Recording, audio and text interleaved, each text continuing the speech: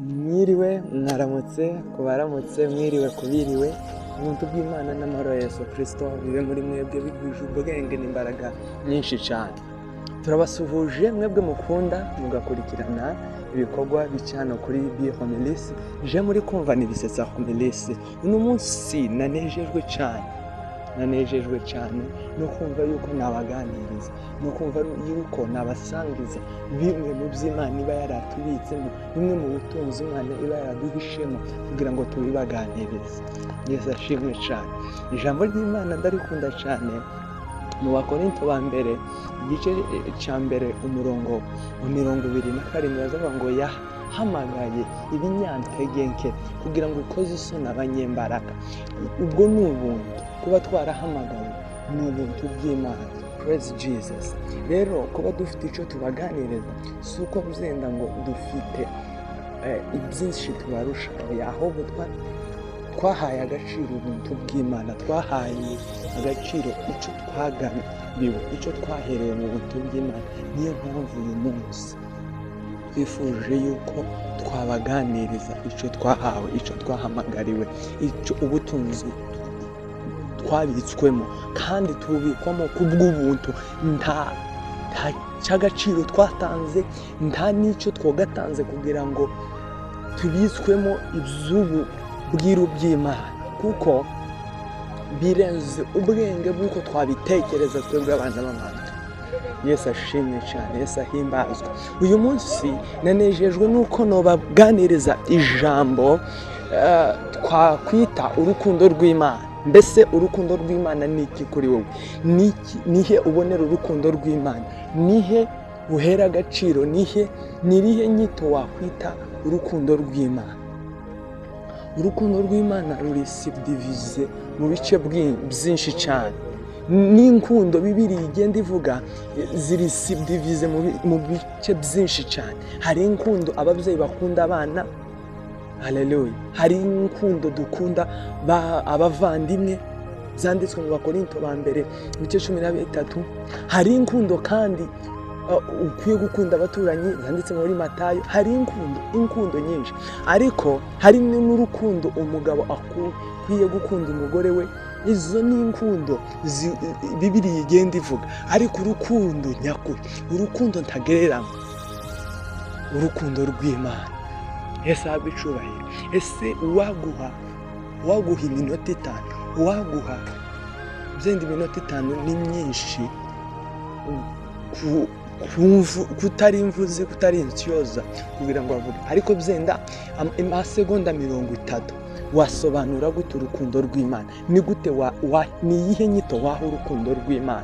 Byenda benshi baha inyito Imana bakayita amazina atandukanye bivanye n'aho babonye urukundo rw'Imana. Ariko se urukundo rw'Imana rushingiye kuki ku buzima bwabo? Amen. Mbere yuko nagira icyo mbasangiza, mbere yuko nagira icyo mbabwira, nuko mbere na mbere dukwiye gufata urukundo rw'Imana, mbere na mbere tukarushingira ku gakiza twahawe ku buntu. Dukwiye gukunda Imana bishingiye ku gakiza yaduhaye ku buntu, kuko iyo turi hirya n'urwo rukundo nta rundi rukundo twabonera rutari mu gakiza. Yesu ashimwe cyane. Icya mbere na mbere amahoro duhererwa mu bujaka gakiza tubihabwa yuko Yesu yaravuze ngo amahoro mbaha usinka y'abisi batanga, kandi ayo mahoro azahabwa abemeye kwakira Yesu nk'umwami n'umukiza. Yesu ashimwe cyane. Ibyo duhabwa byose, ibyo tufite byose bikomoka mu rukundo rw'Imana yadukunze.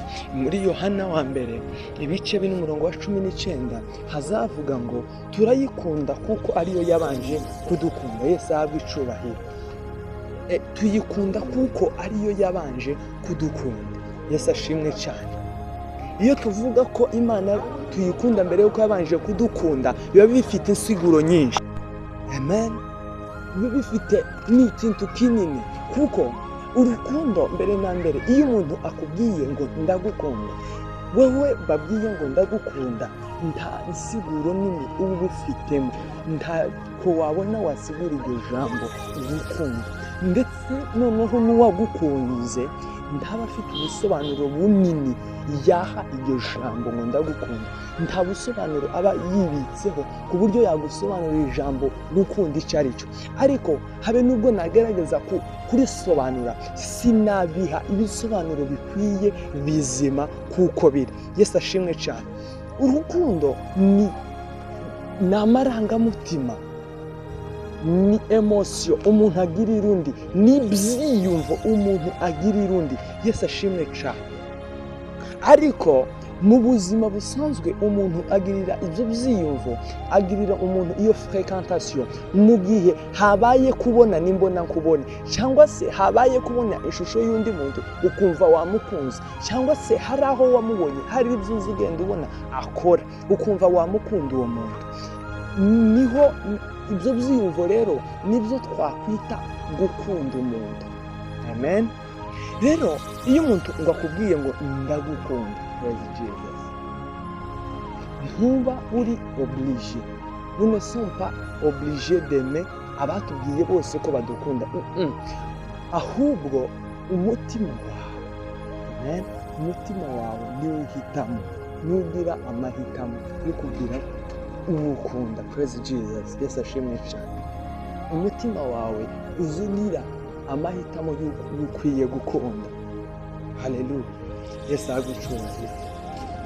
Rero iyo tuvuga ngo tuyikunda kuko ariyo yabanje kudukunda, bikubiyemo ibintu byinshi. Iyo yabanje kudukunda tutari tuyizi, iyo yabanje kudukunda n'Imana yahozeho izi n'ibizabaho. Urumva iyo yari ituzi twebwe tutayizi. Yesu ashimwe cyane.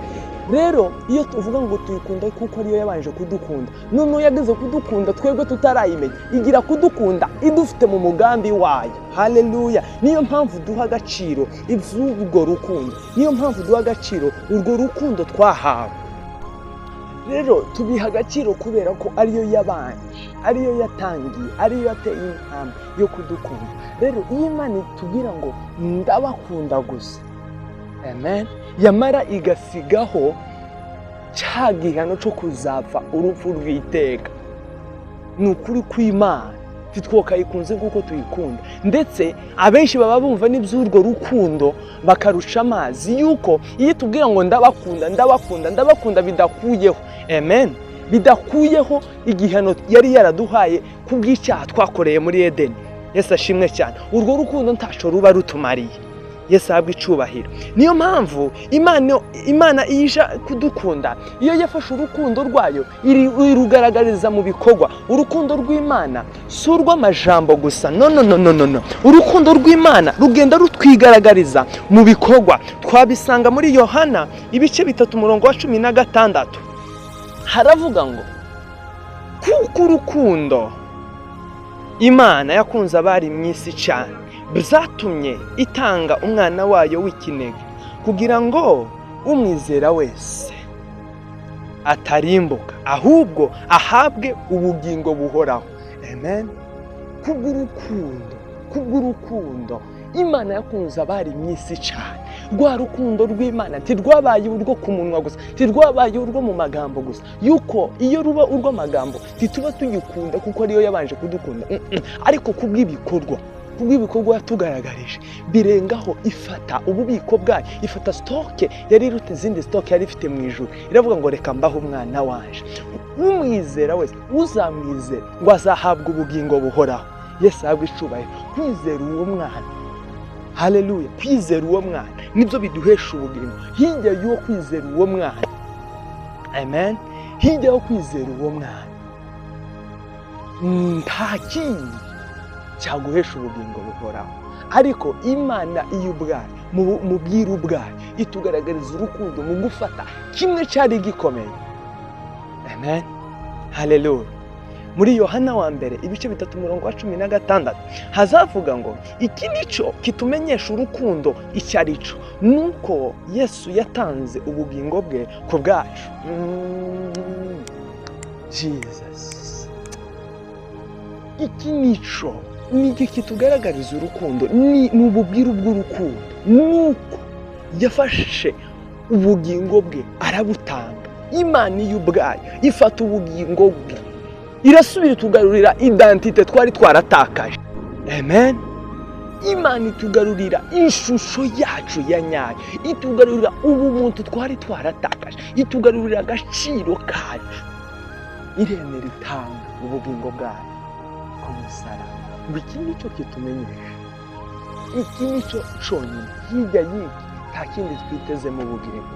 Muri Zaburi ibice 30 umurongo wa 6 yo wazavuga ngo uburakari bw'Imana ngo n'ubw'igihe gito cyane, ngo ariko urukundo rwayo ngo ruduhesha ubugingo buhoraho.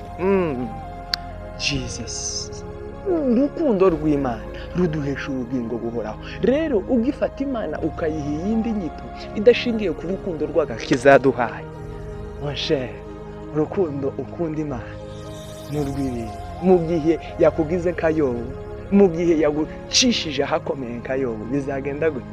Ariko icyo nagusabira, icyo nakwifuriza ni uko urukundo rwawe ku Mana rwashingira ku gakiza wahawe ku muntu, kubwo kwizera umwami wacu Yesu.